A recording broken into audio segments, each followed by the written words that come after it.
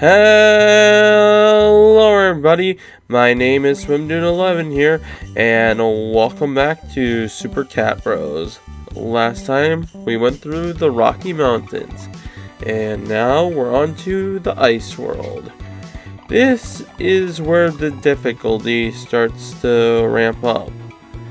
Why ice levels is where it starts to get difficult? Well, you see, when you're when you're running through ice, it kind of already indicates that you're somewhat running. So when you're trying to double tap, it's somewhat, or at least for me, it's somewhat hard to actually notice if I'm actually running or if I'm just gonna fall off. And as you can see here, I am miserably trying to get the coins here because, well, one of the objectives for one of the bells is the red coins. So yeah, now that I got that red coin, now that I know that for a fact. Also there's little snowmen everywhere. So try to break those up just in case that might be the case. But unfortunately, because we found the first bell there, that means we only need to get the red bells. I also want to note that if I sound different, it's either due to my allergies, as well as I think I actually caught a cold as well. But yeah, as far as the ice level goes, I personally find it to my favorite background or setting, at least. I don't know. It also has really good music to keep up with it as well. And yeah, so last time I talked about some things that I liked about this game. And now let's talk about the dislikes here. Here I'll be going in on further depth on what I don't like. So starting right off here, the pad.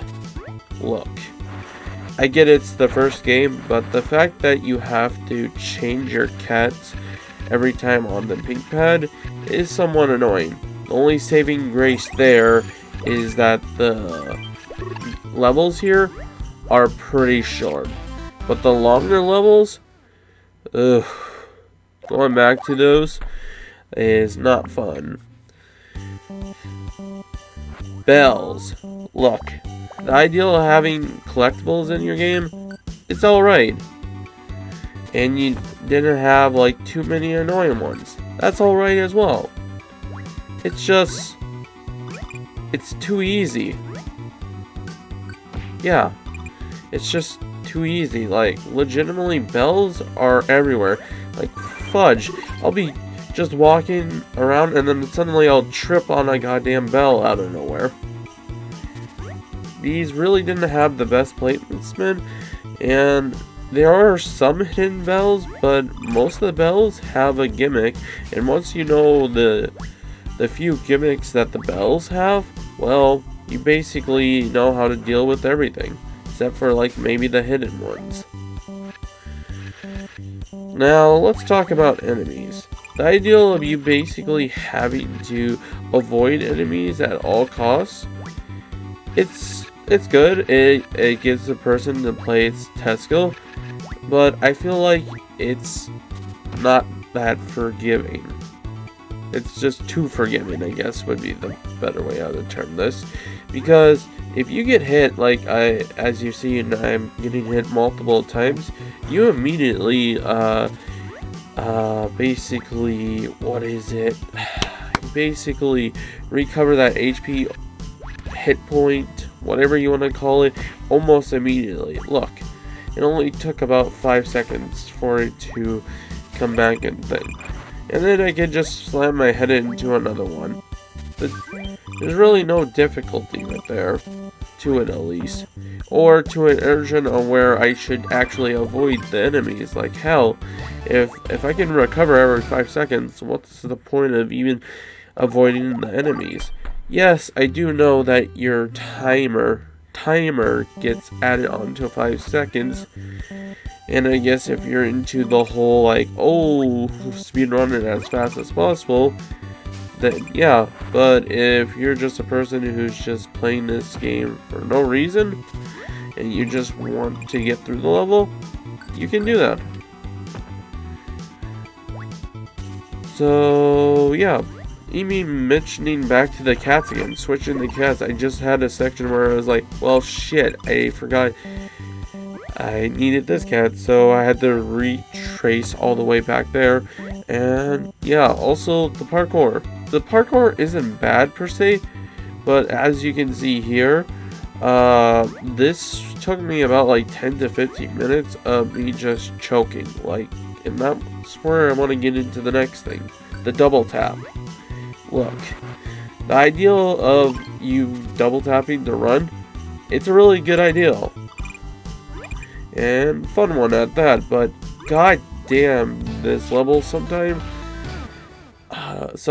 just using the double tap sometimes either doesn't work or it does work and it's just not fun. But yeah. We also went back to get the other cat from the other level, so yeah, we have Amy finally unlocked. And let's talk about their abilities. Cat's abilities. I don't have a gripe per se. The fact that you have multiple uses for kitties are nice. The only one that I would say that is somewhat mystery to me would be the minor cat. Legitimately. Why? He's the only cat that where you can see in the dark, which never really made sense to me. Yes, he has like the lamp on his head and everything, but I guess it would make more sense if he was like as a cat where you needed to be in like caves and stuff. That's understandable. But later on in like game development, there are like in the fear level there are areas where it's only like it is only like about like what is it? It's like an inch of dark room right there, and you know a bell is right there. You know a bell is there, so you have to run back again to go switch out your cat just to get said bell when you already know where that bell is. And yeah, I don't see that is one gripe I have. If it was just, I don't know, if you didn't have that in this game, I probably wouldn't be even complaining about it. Again, this is just a nitpick. But yeah. Let's see here. Now the biggest offenders are the coins. Look. I have 1,067. That's not natural. By now, I should have had spent most of it, if not all of it. Like hell, in Super Cat Bros 2, or technically Super Cat Tales 2, basically what is happening there is, like, legitimately, I have, like, maybe 5 to 10 coins because I'm always having to use the coins for certain things and everything. Here, there really isn't a use for it. Again, in this episode, in this world, actually, we'll be actually using the partners for once. Why? Because some of the bells are actually locked behind the actual partner, ice blocks, which includes that we need a firebird, which includes 200 coins. And we just had an example right back there, as you can see. Unfortunately, we're going to have to complete the level again. So, yeah. We're just going to skip out on this. And then we'll come back into level and use the Firebird. It's the thing, though. It's the 4th goddamn world. Why did it take me so long just to finally have an animal friend? And if I did have an animal friend before, it was either just to test out to see what they're capable of, or I just got it from one of the many ads that is played throughout this. And let's see here. Ads. Let's see here. But yeah, that basically sums up what coins are. They have a meaning in World 4, and then from there, they're pretty fudging useless. There's no, at least from what I saw, from what I saw in the menu and shit, the only thing that we could buy the coins are the helpers, and there wasn't any like like outfits we could put in the cats in or anything. So yeah, the coins are basically useless. You need about, if I would say, you would need at least 400 coins.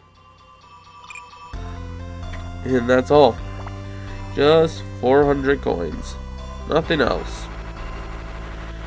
Now, let's talk about gripe that I have. I played the demo for the newest one, at least, for the Super Cat Tails Paws. And in that game, you're able to kill enemies. So coming to this game was a really hard transition, because the first thing I did was legitimately run. I ran into an enemy by accident, and it didn't kill him. That's when I realized, well, shites. You can't kill enemies in this game. There is legitimately no way how to do this.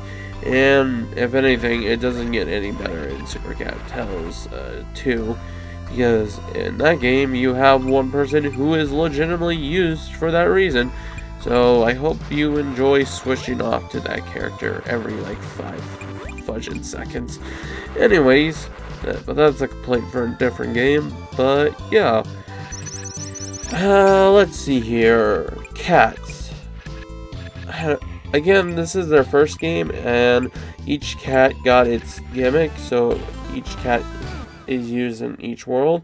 But I feel like, if I had to say so, the one cat I feel like that really got the shaft here was the miner cat.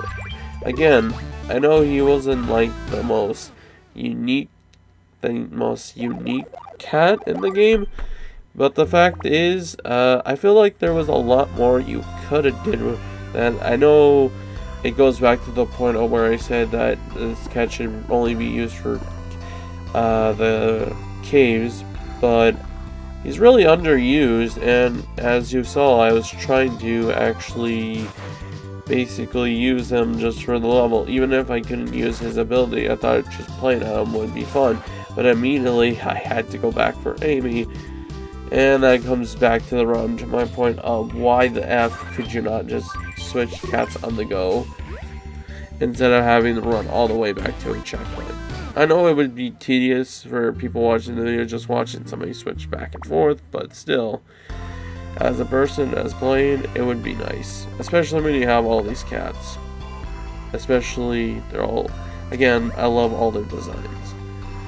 But yeah, I think that's a majority of gripes I have with this game. As I said before, the art style, the music and stuff is fantastic. So, what about the gameplay? I guess the gameplay is like the one thing I haven't really talked about. As far as a game goes, a platformer, there is platforming skills in here,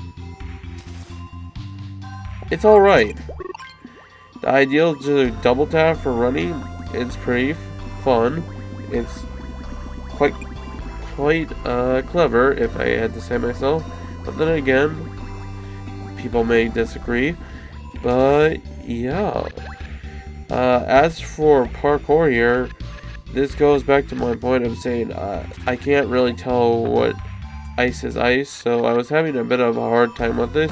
But also, enemies' respawn rates are fucking broken. So yeah, this was like a nightmare to do. But yeah, this was considered, if not the hardest level to me. And that was only due to BS like enemy places. But besides that, I eventually got through it. Took about 10 minutes, if longer. But yeah.